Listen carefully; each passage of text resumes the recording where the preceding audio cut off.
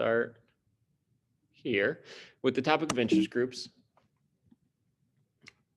A definition. So I'll just put up here the definition. You guys can see what the definition is.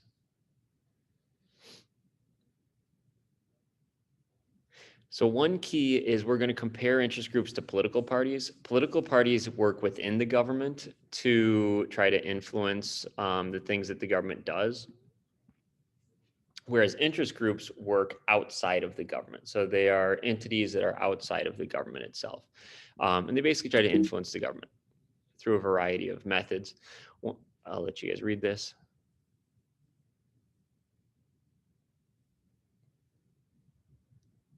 So one of the key methods is what's called lobbying. We'll talk about this term more in a little bit, but basically where that term comes from is interest groups, lobbyists, they would stand outside the halls of Congress and in the lobby outside the Senate or the House meeting rooms. And they would stand in the lobby and try to catch members of Congress, senators, and try to talk to them, influence what they're doing. And so that's the idea of what an interest group does. It tries to influence a government policy. So this is a very simple one, but it's a key thing to remember about interest groups. The central goal of all interest groups is to influence policy. So every single interest group has one goal, and that is to change or influence or alter government public policy. So whether that's the NRA trying to expand, gun rights for gun owners, whether it's a pro-oil or an anti-oil industry group, they're all trying to influence policy in a way that benefits their group. Okay, so then let's talk a little bit about how they can do that. So I'm going to put up here just a variety of different techniques so you guys can read through these things. So if you think, let's go back to the civil rights movement. The NAACP was a group that represented African Americans in Brown versus the Board of Education. That was a Supreme Court case that was seeking to end segregation in the schools. Interest groups can also submit amicus curiae briefs. That is in a Supreme Court case, an interest group can basically weigh in on one side or the other to try to influence the outcome of a case. So that's one technique, is to bring a court case. So another one, this is what I'm going to have you guys read an article about. Lobbyists, members of interest groups actually write legislation. They can write laws.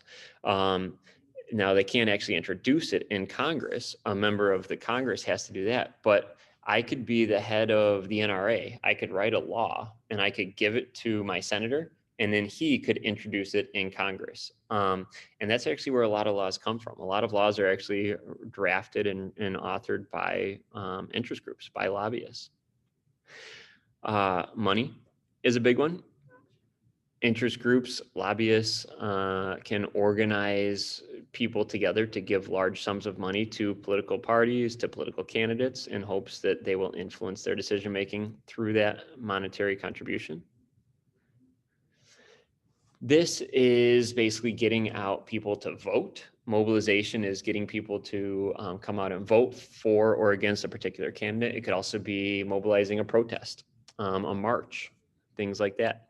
Interest groups are very active in those sorts of mobilization efforts. And then the last one, you can see what it says. So this is what I was mentioning earlier. Let's say that the government is writing a law about healthcare. Obamacare, for example, was a huge piece of legislation. Well, individual members of Congress, they're not experts in everything. So they have to call in experts. So when they were writing Obamacare, members of Congress would call in, doctors groups, insurance groups, patient advocates, all sorts of different experts who would come in, and they would provide their technical information at hearings, drafting the law, and thus through that sort of process could influence the legislators and thus the policy that came out of the government. All right, any questions so far? All right, keep on going then. So this is a really important term. It's called the iron triangle. This is something that will for sure be on the quiz on Thursday. It'll for sure be on your next test and probably on the AP test. It shows up a lot. And you can see what it is. So basically, this is anytime a policy is created by the government, these three different parts of the policy process are involved. So the idea is the law would come from Congress. Congress will write a law. It will be influenced when it's being written by interest groups, and then it's going to be actually executed. It's going to be carried out by bureaucratic leaders and experts. So here is just that in words and text. And the reason it's an iron triangle is just the idea that you can't make a policy without these three parts, basically. Policies are always going to be a result of the work of all 3 points of the triangle. So here's an example in action. This is when Obama was president. So President Obama campaigned on all Americans getting health insurance. So that's his policy. To turn that idea into an actual policy, the Congress, a particular committee in the House of Representatives, would meet to draft legislation. When they're drafting that legislation, interest groups would come and testify. So that's what I was talking about earlier with the lobbying. So doctors, healthcare companies, hospitals, drug corporations, they would come, they would testify. And then once the law is passed, a part of the bureaucracy is going to actually implement the law. So just to go back to the visual of it, Congress is going to write the bill. But as they're writing the healthcare bill, interest groups representing a whole variety of different interests are going to influence those Congress members. And then once the law is written, these bureaucratic leaders at the Department of Health and Human Services will actually carry out the law. They will implement the law. And that's why it's an iron triangle. All 3 parts must be involved in the drafting and creation of a policy. Okay, any questions there? All right, just a few more things. This is from the College Board's course outline. I'll let you guys just read this.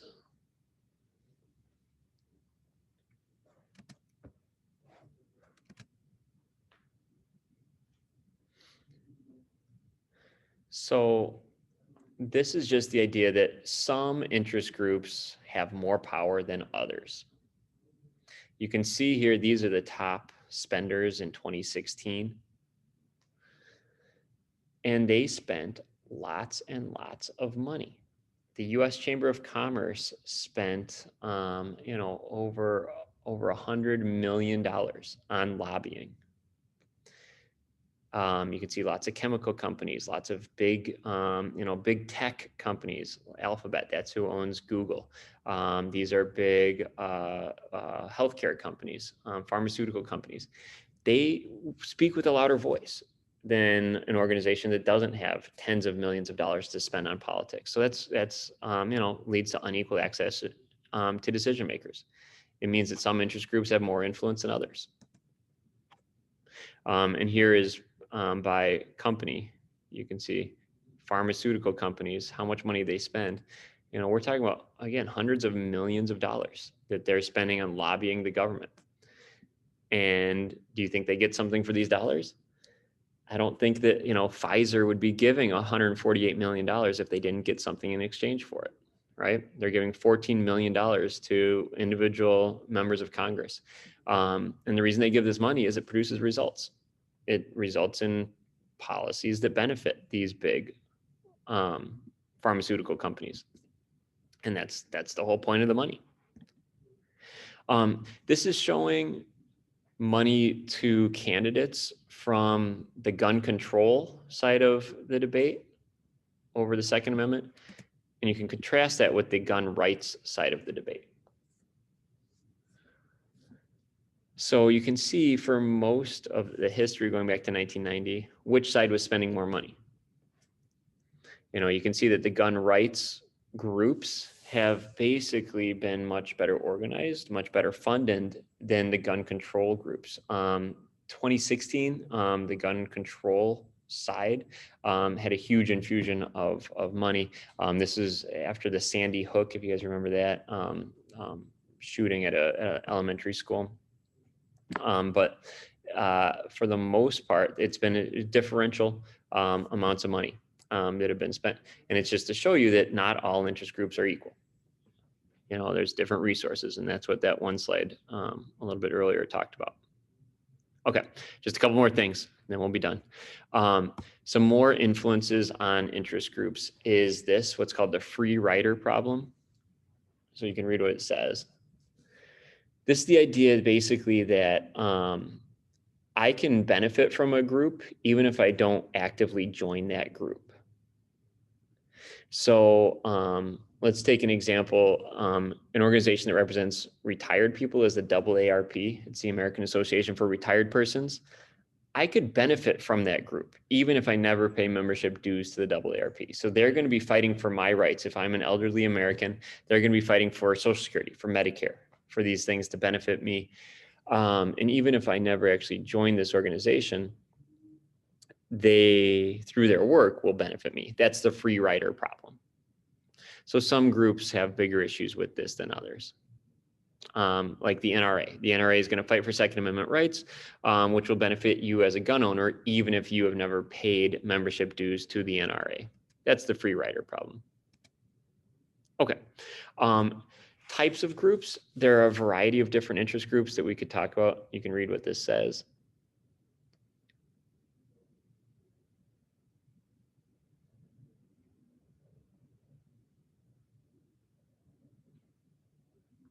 So we have single issue groups like the National Rifle Association. There's social movements like Black Lives Matter. Black Lives Matter is not a formal interest group like the NRA is, but it definitely is an organization. It's a social movement that has, ideas, agendas that it tries to push forward through its actions, whether they be protests or other actions taken by this social movement. And again, the goal is to impact society, impact policymaking. So here, I'll just let you guys take a second to look at this. There's a whole variety of different interest groups out there.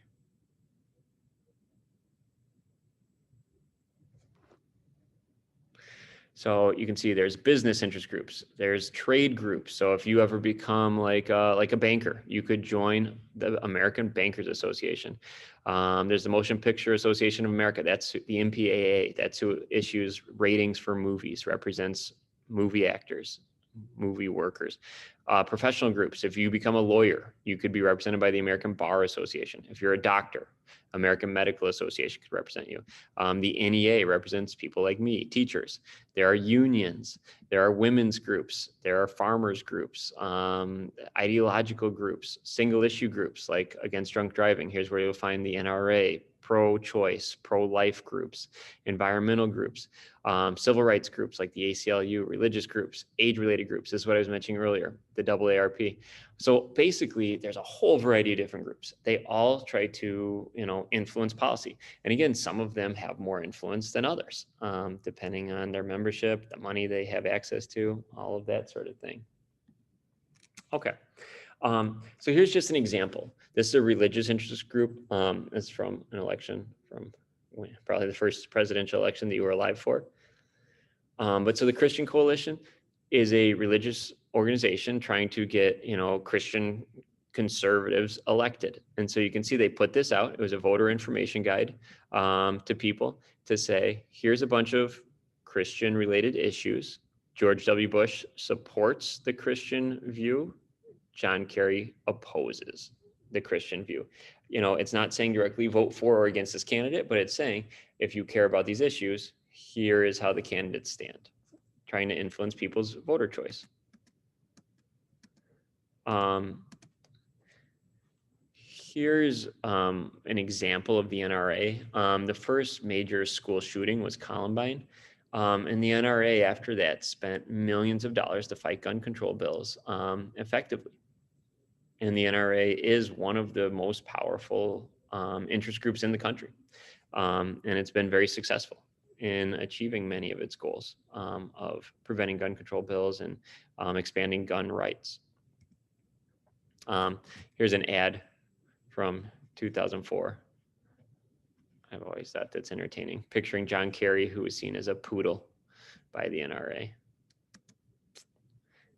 And here, this is the main message of the NRA, is that there are 3 million of us and we vote. And that's a very compelling message.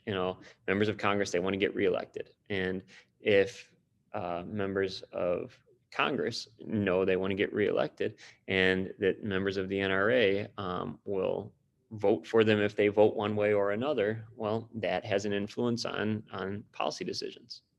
And again, the NRA is very effective. And I'll leave you guys with this. The AARP, this is considered by many to be the nation's most powerful interest group. It represents elderly Americans, retired people, over 36 million members.